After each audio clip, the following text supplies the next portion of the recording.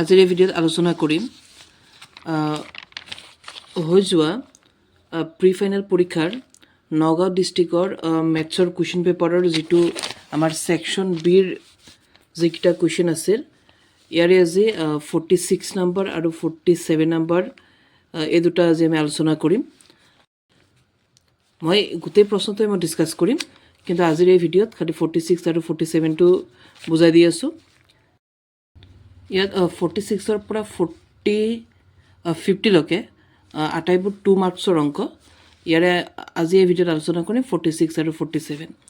46টো কি কৈছে চোৱা, 2t⁴ plus 3t³ minus 2t² minus 90 minus 12ক t² মাইনাছ 3ৰে হৰণ কৰা। এইটো অংক ডাইৰেক্ট কিতাপৰ পৰা দিছে, এইটো আমাক অনুশীলনী 2.3ৰ পৰা দিছে। তো ডাইৰেক্ট আমাৰ ছেম কিতাপত আছে এইটো, তো তোমালোকে কিতাপত অনুশীলনী 2.3 উলিয়াই চাই ল'বা, ছেম তাৰ পৰা দিছে। তো মই অংকটো কৰি যাওঁ। কি কৰিব লাগে, t² মাইনাছ 3ৰে এইখিনিক আমি হৰণ কৰিব লাগিব। তো চোৱা, এইটো t² মাইনাছ 3ৰে 2t⁴ plus 3t³ minus 2t² minus 90 minus 12ক হৰণ কৰিব লাগে। t² মাইনাছ 3, তো চোৱা কেনেকৈ কৰিম। এইবিলাক হৰণ আমিতো জানোৱেই চাগে, আৰু যিসকলে এইবিলাক নাজানা তে মোৰ ভিডিঅ'ত এৰা আছে, এইকেইটা চাই ল'বাগৈ। যেনেকৈ চোৱা, ইয়াত 1 আছে আৰু ইয়াত 2 আছে। তো আমি জানো যে 1 দি 2ক যাব কেইবাৰ, দুবাৰ। ইয়াত 1 কিয় আছে, কাৰণ একো নাই মানেতো একেই থাকিব। তাৰপিছত 1 দি 2ক যাব দুবাৰ। এইফালে t আছে 4টা, এইফালে t আছে 2টা। তে t² দি t⁴ কেইবাৰ যাব, t² বাৰ। তেতিয়াহে t² t⁴ হ'ব। বাছ এইটো। ইয়াৰ নিয়মটো কি আছিল যে এই হৰণৰ নিয়ম আছিল, প্ৰথম আমি মিলাব লাগে, তাৰপিছত এই যিটো মিলোৱা সংখ্যা এইটোৰে আমি ইহঁতক পূৰণ কৰিব লাগে। বা এইটোৱে বুজা, 1 দি 2ক যাব দুবাৰ, t আছে 4টা, মানে t² দি t⁴ যাব t² বাৰ। এতিয়া আমি কি কৰিম, এইটোৰ লগত ইয়াকো পূৰণ কৰিম, ইয়াকো পূৰণ কৰিম, পূৰণ কৰি তলে তলে বহাই যাম।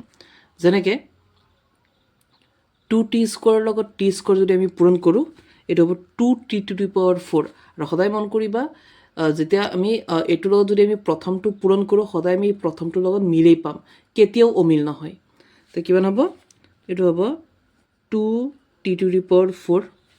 তাৰপিছত মাইনাছে প্লাছে মাইনাছ 3 লগত যদি মই 2t² পূৰণ কৰোঁ, কিমান হৈ আছে, 3 দুগুণ 6, লগত থাকিব t² মানে 6t²। মাইনাছৰ, কাৰণ মাইনাছে প্লাছে পূৰণ কৰিলে মাইনাছ হয়, তো আমাৰ হৈ আছে মাইনাছৰ 6t²। আমি ইয়াত বহাব নোৱাৰিম, কাৰণ ইয়াত টিৰ ওপৰত কিউব আছে, কিন্তু আমাৰ হৈ আছে মাইনাছে প্লাছে মাইনাছ 3 দুগুণ 6 লগত t² মানে 6t² মাইনাছৰ, গতিকে এইটো ইয়াৰ তলত বহিব। t² তলতহে বহিব, আৰু t³ তলত t³ বহিব। গতিকে আমি ইয়াত বহাব লাগিব মাইনাছৰ 6t²। এতিয়া আমি কি কৰিম, ইয়াৰ নিয়ম আছিল তলৰ চিনবোৰ সাল সলনি কৰা। যেনেকৈ ইয়াৰ আগত একো চিন নাই মানে প্লাছ আছে, গতিকে আমি মাইনাছ কৰিব লাগিব। ইয়াৰ আগত মাইনাছ চিন আছে, আমি কি কৰিব লাগিব, প্লাছ কৰিব লাগিব। প্ৰথম দুটা সদায় কেঞ্চেল যায়, মানে এইটো আৰু এইটো সদায় কেঞ্চেল হ'ব। তাৰপিছত এইটো আমাৰ চিধা চিধা নামি আহিব। ইয়াত আছে কি, প্লাছৰ 3t³ আমাৰ নামি আহিব, 3t³, যিটো প্লাছ আমি নিদিলেও হয়। এইফালে কি হয়, ইয়াৰ চিন আছে মাইনাছ, ইয়াৰ চিন এইটো নহয়, এবাৰ আমি তলত ধৰিব লাগিব। তো কি হৈ আছে, মাইনাছে প্লাছে মাইনাছ 6টা t² পৰা যদি আমি 2টা t² বাদ দি দিওঁ, তো আমাৰ কেইটা থাকিব, প্লাছৰ 4টা t², কাৰণ বেছি আমাৰ প্লাছৰ আছে এইটো। আৰু বাদ বাকী আমাৰ কি আছে, নামি আহিব মাইনাছৰ 90, আকৌ মাইনাছৰ 12, এইটো এতিয়াই হোৱা নাই। তো ইয়াৰ পিছত কি হ'ব চোৱা, ইয়াৰ আগতো প্লাছ চিন আছে, ইয়াৰ আগতো প্লাছ চিন আছে। তো আমি কি কৰিম, প্লাছে প্লাছে কি হ'ব, প্লাছ, যেনেকৈ ইয়াত একো নাই মানে 1 আছে, তো আমি জানো যে 1 দি 3 কেইবাৰ যাব, 3বাৰ, কাৰণ 1 3 গুণ 3। এতিয়া চোৱা, t² দি t³ কেইবাৰ যাব, t বাৰ। এইটো প্লাছে প্লাছে প্লাছ, ইয়াত 1 আছে, 1 দি 3ক যাব 3বাৰ, t² দি t³ যাব t বাৰ। এতিয়া আকৌ আমি যেনেকৈ অথনি এইটোৰ লগত ইহঁত দুটা পূৰণ কৰিছোঁ, এবাৰ এই নতুনকৈ যিটো পালোঁ 3t, ইয়াৰ লগত আমি ইহঁত দুটা পূৰণ কৰিম। যেনেকৈ 3tৰ লগত টি স্কোৱাৰ পূৰণ কৰোঁতে মই কৈছিলোঁ প্ৰথমটো আমাৰ সদায় ছেইম হ'ব 3t কিউব এইটো। তাৰপিছত মাইনাছে প্লাছে মাইনাছ 3ৰ লগত যদি মই 3t পূৰণ কৰোঁ তে হৈ আছে 90, কিন্তু কিহৰ মাইনাছৰ, গতিকে এইটো ইয়াত নবহিব কাৰণ ইয়াত টি স্কোৱাৰ আছে আৰু আমি পূৰণ কৰি কিমান পাইছোঁ মাইনাছৰ 90, গতিকে এইটো এই টিৰ চিৰাচিৰি বহিব, ইয়াত বহিব মাইনাছৰ 90। তো চিনবিলাক সালসলনি কৰিম, প্লাছটো হৈ যাব মাইনাছ, আকৌ এইফালে আকৌ মাইনাছটো হৈ যাব প্লাছ। প্ৰথম দুটা সদায় কেঞ্চেল হ'ব, এইটো নামি আহিব প্লাছৰ 40 স্কোৱাৰ, গতিকে প্লাছটো বহাব নালাগে, 40 স্কোৱাৰ বহলো হৈ আছে।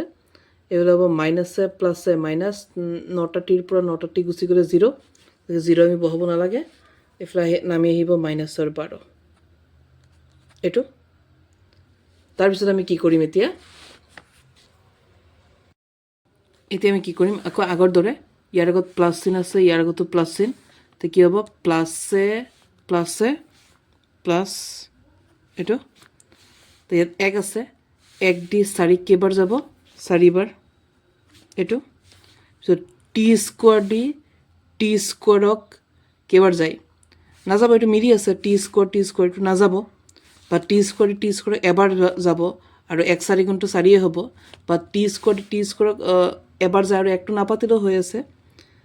তো এইখিনি এতিয়া আকৌ এইটো দি আমি পূৰণ কৰিব লাগিব, 4 দি আমি আকৌ ইহঁত দুটাক আমি পূৰণ কৰিম। 4ৰ লগত যদি আমি টি স্কোৱাৰ পূৰণ কৰোঁ কিমান হ'ব 4t স্কোৱাৰ, তাৰপিছত এইফালে আকৌ মাইনাছে প্লাছে হৈ যাব মাইনাছ 3 4 গুণ হৈ যাব এইফালে 12, প্লাছটো মাইনাছ আকৌ মাইনাছটো হৈ যাব প্লাছ, প্ৰথম দুটা কেঞ্চেল কাটি দিব পাৰিম আমি। তাৰপিছত মাইনাছে প্লাছে মাইনাছ, 12ৰ পৰা 12 গ'লে কিমান থাকিব 0।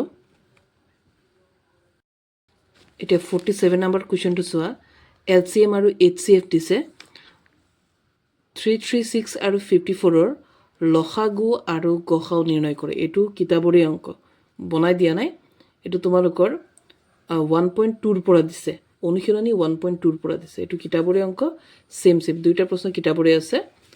তে 336 আৰু 54ৰ লসাগু আৰু গসাউ ওলোৱা, ইয়াৰ গসাউ 6 ওলায় আৰু লসাগু 3024 ওলায়, এইটো ছেম কিতাপৰ অংক, গতিকে এইটো চোৱা এতিয়া।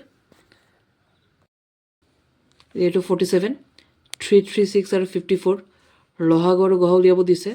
তে লসাগু আৰু গসাউ উলিওৱাৰ আগত আমি কি কৰিব লাগিব, ইহঁতৰ মৌলিক উৎপাদকবোৰ উলিয়াব লাগিব চুটিহৰণ কৰি কৰি।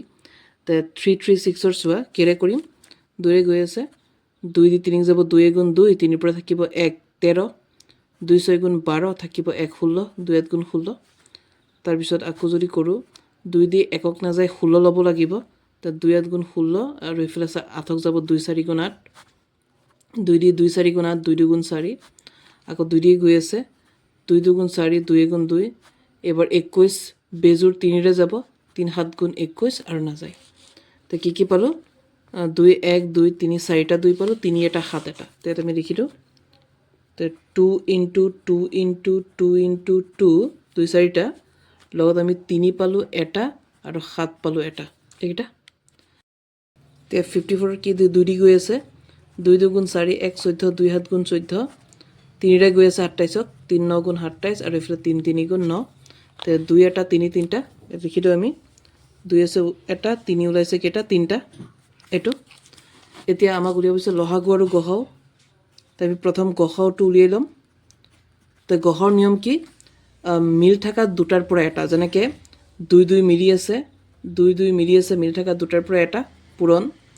আকৌ এইফালে আৰু কি মিল আছে, 3 আৰু 3 মিলি আছে, মিল থকা দুটাৰ পৰা এটা, আৰু তেনেকুৱাতো ওপৰতো আৰু কোনো মিল নাই। তো এইটোৱে হৈছে আমাৰ গসাউ, 2 3 গুণ 6। এতিয়া লসাগুত কি হ'ব, লসাগুত মিলো আহিব আৰু অমিলো আহিব। তো মিল কি আছিল, 2 2 মিল আছিল দুটাৰ পৰা এটা, আকৌ 3 3 মিল আছিল দুটাৰ পৰা এটা, লগতে অমিল আটাইকেইটা ইয়াত আহি যাব, মানে গসাউত মিল থকা দুটাৰ পৰা এটা আহিব আৰু অমিলবোৰ নাহে। কিন্তু লসাগুত কি হয়, গসাউত যিকেইটা আছে সেইকেইটাও আহিব, লগতে যিকেইটা অমিল গোটেইকেইটা আহিব, অৰ্থাৎ মিলো আহিব অমিলো আহিব। তো মিল আমি পাতিলোঁ, এতিয়া অমিল কি আছে 2 2 2 7, 2 ইনটু 2 ইনটু 2 ইনটু 7 আৰু এইফালে এই তিনি দুটা অমিল আছিল 3 ইনটু 3 এইটো গহৰ নিয়ম হৈছে কি মিল থকা দুটাৰ পৰা এটা আকৌ মিল থকা দুটাৰ পৰা এটা মিলবিলাক আহিব তাকো মিল থকা দুটাৰ পৰা এটা আহিব পিছত ইহঁতকেইটা আমি পূৰণ কৰি দিলে আমি গহ পাই যাম কিন্তু লহাগু নিয়মো ছেম লহাগুত কি হয় মিল থকা দুটাৰ পৰা এটা আহিব আকৌ মিল থকা দুটাৰ পৰা এটাকৈ আহিব আৰু যিবিলাক নিমিলে সেয়া আটাইকেইটা আহি যাব আৰু এতিয়া কি কৰিব লাগিব আমি গোটেইকেইটা পূৰণ কৰি দিব লাগিব যেনেকৈ 2 3 গুণ 6 6 2 গুণ 12 12 2 গুণ 24 24 2 গুণ 48 তো 48 আৰু এইফালে কিমান হ'ব 3 3 গুণ 9 9 7 গুণ 63 কিমান হ'ব 63 লগত যদি মই 48 পূৰণ কৰোঁ এইফালে হ'ব 8 3 গুণ 24 4 2 848 2 50 12 2 থাকিব 1 6 4 24 একে 25 4 আহিব এইফালে পিছত এইফালে কিমান আহিব 2 5 5 10 0 1 2 একে কিমান হ'ব 3 3024 গতিকে ইয়াৰ আমাৰ লহাগু কিমান পালোঁ 3024 এইটোৱে আছিল 47 লহাগু আৰু গহাও তো গহা ওলাইছে 6 আৰু লহাগু ওলাইছে 3024 মই ইয়াৰ পিছৰ ভিডিঅ'ত আটাইকেইটা প্ৰশ্ন মই কৰাই দিম গতিকে যিসকলে চেনেলটো ছাবস্ক্ৰাইব কৰা নাই ছাবস্ক্ৰাইব কৰি থবা